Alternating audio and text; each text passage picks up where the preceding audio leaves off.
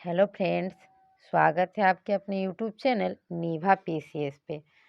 दोस्तों, आज हम लोग एसएससी सीएचएसएल 2023 में जो एग्ज़ाम हुआ था उसके प्रीवियस ईयर क्वेश्चन को देखेंगे। इसका पहला वीडियो अपलोड कर दिया गया है। अगर आप लोग नहीं देखे हैं तो चैनल पर ज़रूर देखिएगा।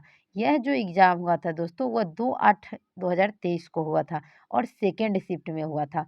फर्स्ट शिफ्ट के क्वेश्चन को हम लोग एनालिसिस कर चुके हैं। वो वीडियो आपको मिल जाएगा चैनल पे, तो एक बार ज़रूर देखिएगा। चलिए देखते हैं पहला क्वेश्चन। पहला क्वेश्चन क्या है कि दिल्ली में आयोजित एमपीएल 59वीं सीनियर राष्ट्रीय शतरंज चैंपियनशिप में भारत का 78वां ग्रैंड मास्टर कौन बना। तो 78वें ग्रैंड मास्टर जो थे दोस्तों वह कौस्तुभ चटर्जी थे। अभी वर्तमान में अभी वर्तमान में यानी कि 84वीं ग्रैंड मास्टर कौन है, तो वैशाली रमेश बाबू है। कौन है दोस्तों? वैशाली रमेश बाबू। कौन है दोस्तों? तो वैशाली रमेश बाबू है। ये जो है वैशाली रमेश बाबू वो आर प्रज्ञानंद की बहन है। कौन है दोस्तों? तो आर प्रज्ञानंद जो है उनकी बहन है। और ये कहाँ से संबंधित है? तो ये चेन्नई से संबंधित है यानी कि तमिलनाडु से। चलिए, ये जो है आर वैशाली यानी कि जो रमेश बाबू वैशाली जो हैं दोस्तों उनको 2500 येलो रेटिंग क्या मिला था दोस्तों? 2500 येलो रेटिंग के साथ वह फर्स्ट पोजीशन पे थी और इसी रेटिंग के लिए उन्हें 84वीं ग्रैंड मास्टर क्या किया गया है? घोषित किया गया है। चलिए सेकंड क्वेश्चन देखते हैं। सेकंड क्वेश्चन है कि 2011 के जनगणना के अनुसार भारत की औसोधित जन्म दर क्या है? तो 2011 के जनगणना के अनुसार भारत का जो जन्म दर है वह कितना है? 21.8%। तो जन्म दर अगर 21.8% है तो मृत्यु दर कितना है? तो मृत्यु दर की अगर बात करें दोस्तों तो मृत्यु दर कितना है? तो यह है 7.1%। कितना है? 7.1%। करेंट की अगर बात करें दोस्तों तो वर्तमान में भारत का जो जन्म दर है क्या है? जन्म दर। तो वर्तमान में भारत का जो जन्म दर है वह है 16.7%। कितना है? 16.7%। अगर मृत्यु दर की बात करें तो मृत्यु दर कितना है? तो यह है 9.1%। चलिए नेक्स्ट क्वेश्चन है। नेक्स्ट क्वेश्चन है कि ग्राम और लघु उद्योग समिति को डैश के रूप में जाना जाता है। तो ग्राम और लघु उद्योग समिति को करवे समिति क्या नाम जानते हैं दोस्तों? करवे समिति। करवे समिति की अगर बात करें तो इसकी स्थापना करवे समिति की स्थापना 1955 में हुआ था दोस्तों, याद रखिएगा। चलिए 4 नंबर क्वेश्चन है कि फुटबॉल में गोल लाइन और पेनल्टी स्पॉट के बीच की दूरी कितनी होती है? तो जो गोल का लाइन होता है और पेनल्टी स्पॉट्स जो होते हैं दोस्तों उनके बीच की दूरी 12 गज होता है। अगर गज की बात करें तो एक गज में दोस्तों एक गज में कितना होता है? तो 0.9144 मीटर होता है। क्या होता है? मीटर। अगर फुट की बात करें तो एक गज में दोस्तों 3 फुट होता है। कितना होता है? 3 फुट। याद रखिएगा दोस्तों, जो भी डिस्क्रिप्शन में बता रही हूँ क्योंकि मैं डाटा करेंट से अपडेट करके आप लोगों के सामने लाई हूँ तो काफ़ी एग्जाम में हेल्पफुल साबित होने वाला है। 5 नंबर क्वेश्चन है कि निम्न में कौन सा स्वास्थ्य का अधिकार अधिनियम 2022 लागू करने वाला पहला भारतीय राज्य बन गया है? तो स्वास्थ्य का अधिकार लागू करने वाला पहला भारतीय राज्य राजस्थान है। अब बात रही पंजाब की, तो पंजाब जो है दोस्तों वह चलने का अधिकार, पंजाब क्या है? चलने का अधिकार। तो चलने का जो अधिकार है वह लागू करने वाला चलने के अधिकार को लागू करने वाला पहला राज्य पंजाब है। चलिए अब बात रही कुछ अधिकार की बात कर लेते हैं। तो सूचना का अधिकार लागू करने वाला भारत का पहला राज्य तमिलनाडु और गोवा था। कौन था दोस्तों? तमिलनाडु और गोवा। याद रखिएगा दोस्तों, ये सब पूछ सकता है एग्जाम में। और नई शिक्षा नीति जो है दोस्तों, तो नई शिक्षा नीति को लागू करने वाला पहला राज्य कर्नाटका है। कौन है दोस्तों? कर्नाटका। तो इतने पहले राज्य हैं। चलिए नेक्स्ट क्वेश्चन देखते हैं कि बस्तर दशहरा निम्न में से किस राज्य में मनाया जाता है? तो बस्तर दशहरा जो है दोस्तों वह छत्तीसगढ़ में मनाया जाता है। कहाँ? छत्तीसगढ़ में। अब रही बस्तर दशहरा की बात, तो बस्तर दशहरा के जो खास बात है दोस्तों कि इसमें रावण का दहन नहीं किया जाता है। रावण का जो दहन होता है वह नहीं किया जाता है। इसमें रावण का दहन नहीं किया जाता है। यह मेला जो होता है दोस्तों, दशहरा का जो मेला लगता है बस्तर दशहरा छत्तीसगढ़ में, वह 75 दिनों तक चलता है। कितने दिनों तक? 75। 75 दिनों तक चलता था। इस बार दोस्तों 2023 में यह 105 दिनों तक चला था। कितने दिनों तक? 105 दिनों तक। चलिए 7 नंबर क्वेश्चन है कि 1894 में विलियम्स रामसे ने किस वैज्ञानिक के साथ मिलकर प्रमाणित किया कि हवा में भी एक तत्व उपस्थित होते हैं जो उस समय तक अज्ञात था, जिसे आर्गन नाम दिया गया है। तो वह कौन वैज्ञानिक थे दोस्तों? तो लॉर्ड रेले। अगर हम बात करें कि हवा में उपस्थित, तो हमारे वायुमंडल में नाइट्रोजन कितना प्रतिशत है दोस्तों? तो 78%। ऑक्सीजन कितना प्रतिशत है? तो 21%। और 1% में बाकी सभी गैसें हैं। तो उसमें CO2 की मात्रा जो है दोस्तों 0.03% है। और आर्गन की बात करें, अगर हमको कहे कि आप इसको क्या कीजिए, घटते क्रम में बताइए, तो क्या होगा? नाइट्रोजन, ऑक्सीजन, उसके बाद आर्गन, और उसके बाद क्या होगा? CO2। यानी कि आर्गन की मात्रा जो है दोस्तों वो CO2 की मात्रा से ज़्यादा है वायुमंडल में। बहुत इंपॉर्टेंट क्वेश्चन है दोस्तों, इसको जरूर याद रखिएगा। चलिए 8 नंबर क्वेश्चन है कि वैज्ञानिक तथा औद्योगिक अनुसंधान परिषद CSIR भारत सरकार के निम्नलिखित में से किस मंत्रालय के तहत आता है? तो CSIR जो है दोस्तों वह विज्ञान और प्रौद्योगिकी मंत्रालय के अंतर्गत आता है। अब बात रही CSIR का, तो CSIR का फुल फॉर्म क्या होता है? तो इसका फुल फॉर्म होता है काउंसिल। क्या होता है दोस्तों? C फॉर काउंसिल, और उसकी council of scientific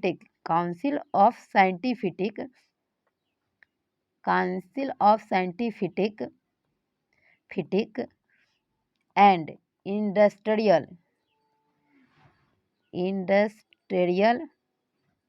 research. CSIR के फुल फॉर्म याद रखिएगा दोस्तों कि CSIR का फुल फॉर्म क्या होता है कि council of scientific industrial research. चलिए अब बात रहे कि CSIR का, तो CSIR का जो स्थापना हुआ था दोस्तों, CSIR की स्थापना की अगर बात करें, तो इसकी स्थापना जो हुआ था वह 26 सितंबर, कब हुआ था? 26 सितंबर 1942 को हुआ था। अगर इसके अध्यक्ष की बात करें कि CSIR के अध्यक्ष कौन होते हैं, तो CSIR के अध्यक्ष जो होते हैं वह देश के प्रधानमंत्री होते हैं, PM।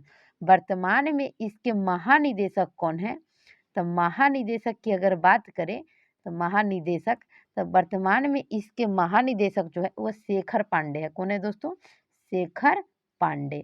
याद रखिएगा दोस्तों, करेंट के डाटा को हम अपडेट करके बता रहे हैं ताकि एग्जाम में हेल्पफुल साबित हो।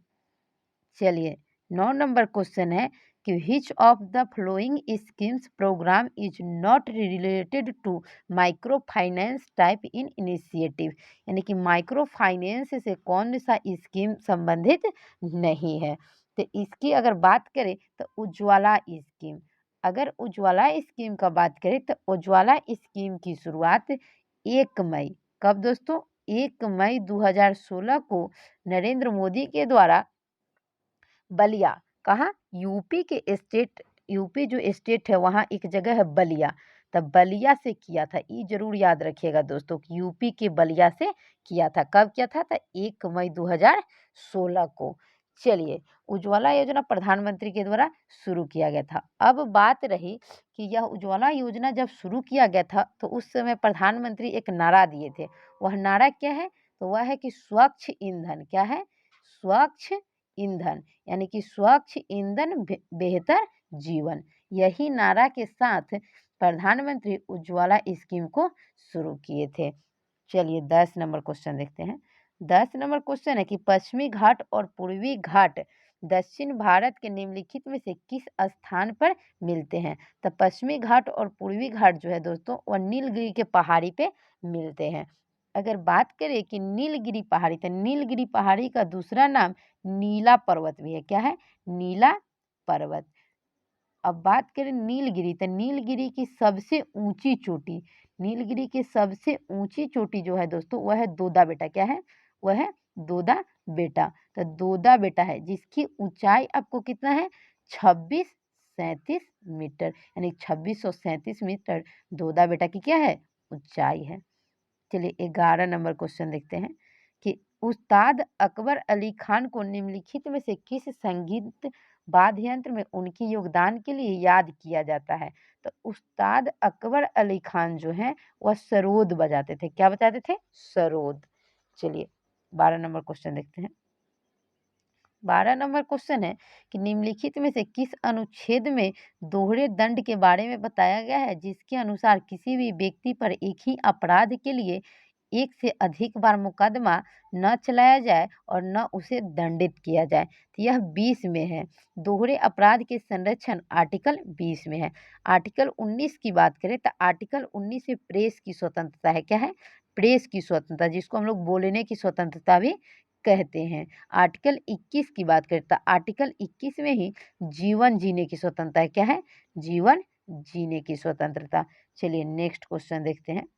नेक्स्ट क्वेश्चन है कि महात्मा गांधी राष्ट्रीय ग्रामीण रोजगार गारंटी अधिनियम के तहत प्रत्येक वित्तीय वर्ष में कितने न्यूनतम दिनों की गारंटी शुदा मजदूरी रोजगार ऐसे प्रत्येक परिवार को प्रदान किया जाना होता है जिसके वयस्क सदस्य अकुशल मजदूरों का काम करने के लिए स्वेच्छा से काम करते हैं? तो जो नरेगा होता है दोस्तों, जिसको हम लोग मनरेगा कहते हैं, उसमें 100 दिनों का काम, कितने दिनों का? 100 दिनों के काम।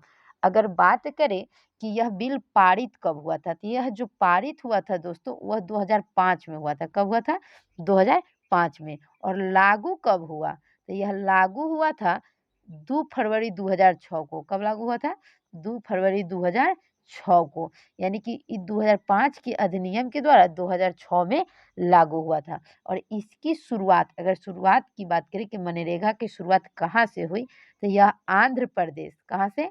आंध्र प्रदेश। आंध्र प्रदेश में एक जगह है अनंतपुर। क्या जगह है? अनंतपुर। तो मनरेगा की शुरुआत आंध्र प्रदेश के अनंतपुर से किया गया था। चलिए नेक्स्ट क्वेश्चन है 14 नंबर कि निम्नलिखित भारतीय भारोत्तोलकों में किसने विश्व भारोत्तोलन चैंपियनशिप 2022 में महिलाओं के 59 किलोग्राम वर्ग में रजत पदक जीता है? तो दोस्तों यह मीराबाई चानू थे। यह जीते थे कितने वर्ग किलो में? 49 वर्ग किलो में। चलिए 15 नंबर क्वेश्चन देखते हैं।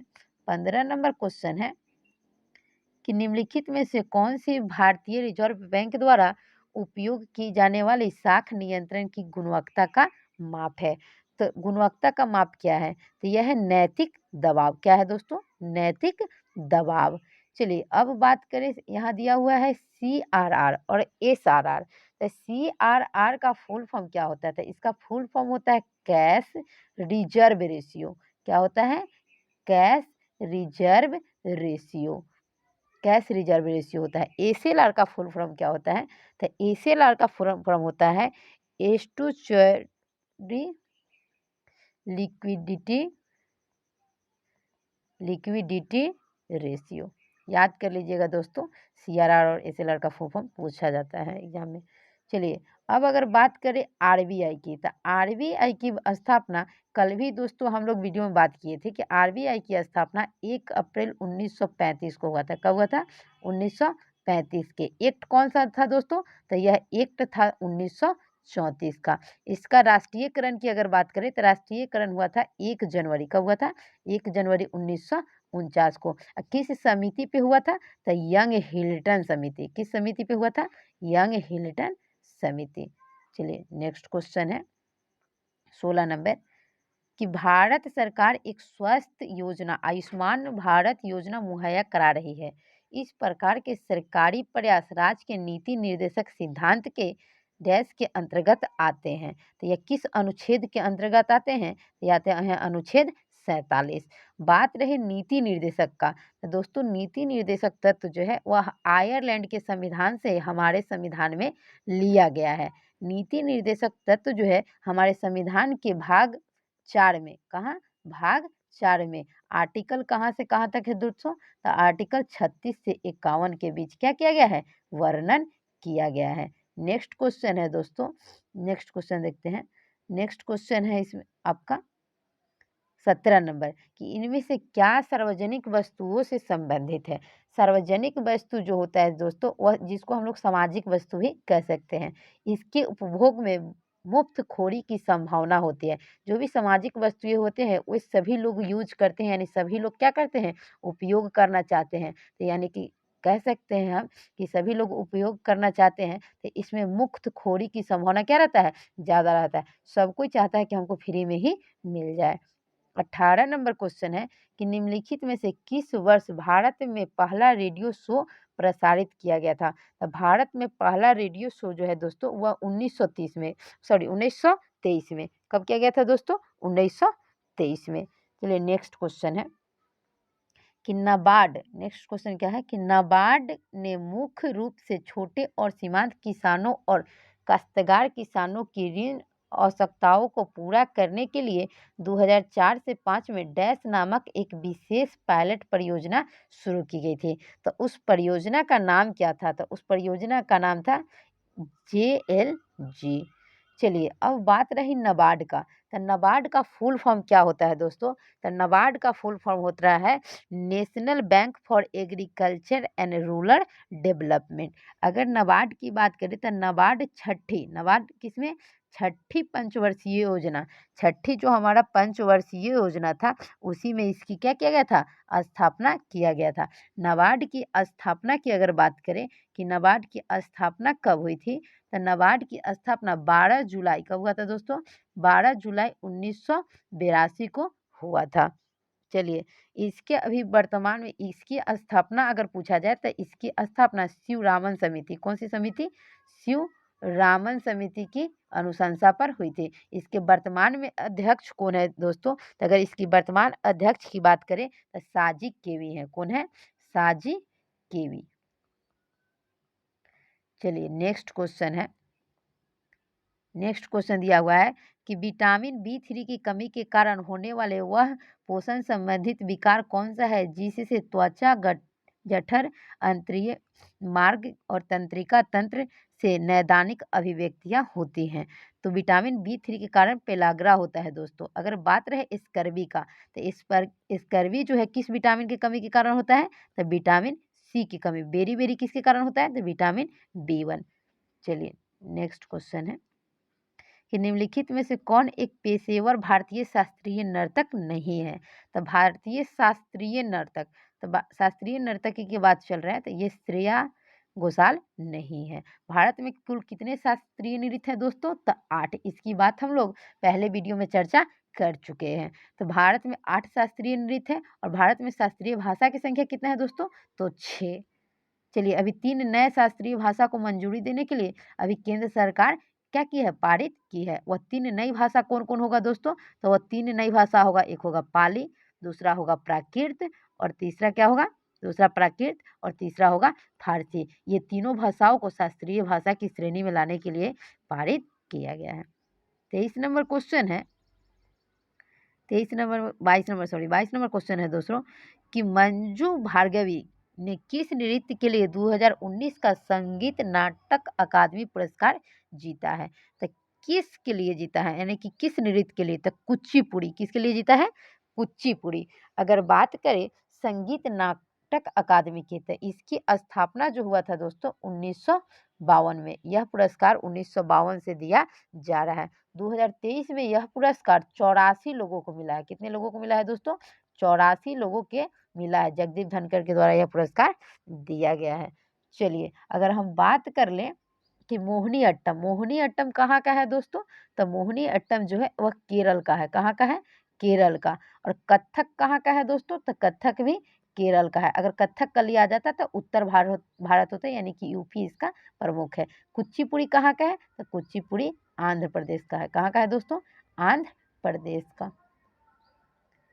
चलिए 23 नंबर क्वेश्चन है, 23 नंबर में है कि क्षैतिज रूप से स्थित क्षार चुंबक के चुंबकीय क्षेत्र में उदासीन बिंदु कौन सा होता है? तो उदासीन बिंदु कौन सा है? तो वह बिंदु जहाँ चुंबकीय क्षेत्र शून्य होता है, जहाँ चुंबकीय क्षेत्र शून्य होता है उसको उदासीन बिंदु कहते हैं। मान लीजिए दोस्तों यह क्षार चुंबक है, तो इस क्षार चुंबक को अगर हम लोग बीच से काट देते हैं तो ये इसकी चुंबकीय शक्ति जो होती है दोनों भाग में बराबर बराबर क्या होता है? बट जाता है। 24 नंबर क्वेश्चन है कि तंजौर का राजराजेश्वर मंदिर किस वंश के शासक ने बनवाया था? तो तंजौर का जो राजराजेश्वर मंदिर है दोस्तों, वह चोल वंश की शासक के द्वारा बनवाया गया था। तो वह चोल वंश के शासक कौन था? तो वह था राजा राज प्रथम। वह कौन था? राजा राज प्रथम। तो राजा राज फर्स्ट के द्वारा तंजौर की मंदिर बनवाया गया था। तंजौर कहाँ है दोस्तों? तो यह तंजौर जो अगर अगर हम बात कर लें कि यह तंजौर कहाँ है, तो यह तमिलनाडु में है। कहाँ है? तमिलनाडु में। और इसकी निर्माण जो हुआ था दोस्तों, वह राजा राज प्रथम के द्वारा 1009 ईस्वी में 1009 ईस्वी में किया गया था। और चोल वंश की अगर बात करें, अगर है चोल वंश, तो चोल वंश की अगर बात करें तो यह क्या इसकी स्थापना किसने किया था? तो इसकी स्थापना विजयालय के द्वारा किया गया था। चलिए नेक्स्ट क्वेश्चन है, अगर विजयालय की थोड़ा सा अगर बात कर ले दोस्तों, तो विजयालय जो था चोल वंश की स्थापना से पहले उड़यूर प्रांत का क्या था? शासक था। उड़यूर प्रांत का क्वेश्चन पूछा गया है दोस्तों कि विजयालय ने चोल वंश की स्थापना करने से पहले वह किस प्रांत का शासक था? तो वह उड़यूर प्रांत का शासक था। नेक्स्ट क्वेश्चन देखते हैं 25 नंबर। 25 नंबर क्वेश्चन है कि साल, बबूल और बांस जो शुष्क उष्णकटिबंधीय वन के प्रकार है में वार्षिक वर्षा की मात्रा कितना होता है? तो यह 51 से 151 सेंटीमीटर चाहता है। अब दोस्तों बात करें वार्षिक औसत वर्षा का, तो भारत का जो वार्षिक औसत वर्षा है वह 119 सेंटीमीटर है। तो चलिए आज का सेट हमारा यहीं समाप्त होता है। ऐसे ही नेक्स्ट प्रीवियस ईयर क्वेश्चन के लिए आप हमारे साथ बने रहिए। अगर आपको वीडियो हेल्पफुल लगता है, अगर अच्छा लगता है तो चैनल को लाइक सब्सक्राइब जरूर कीजिएगा। मिलते हैं नेक्स्ट वीडियो में। धन्यवाद।